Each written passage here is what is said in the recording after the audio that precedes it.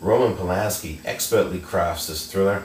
It's called The Ghost Writer, and it's his new film. It stars four really good actors here: Pierce Brosnan, Ewan McGregor, and Olivia Williams and Kim Cattrall, and they're part of an all-star cast in this mystery thriller that's got political written all over it. But there's lots more going on than just that.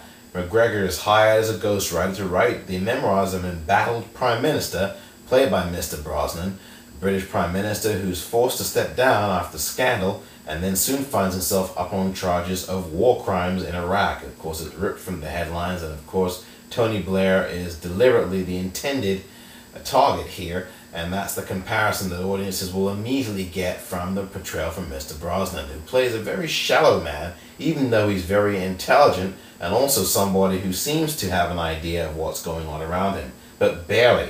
He's surrounded by handlers like Kim Cattrall, who plays as Chief of Staff, and his bitter wife, played by Olivia Williams, memorably played by Miss Williams. In fact, she's the best thing about this film, and her performance is really wonderful, and the screenplay gives her lots of leeway for caustic, bitter wit and some irony as well. Ewan McGregor is in good form here as well as a writer who stumbles into all kinds of different things, a writer who begins to have a bigger part in the story that he's writing than he'd ever expect. And Kim Cattrall plays a very sly and sexy Chief of Staff here. She also is effective in taking a sojourn from Sex and the City. She plays herself in the sense that she plays her roots. She's from England originally, born and raised there, and she gets to use an English accent that's completely different from what many American filmgoers might be used to if they're watching Sex and the City.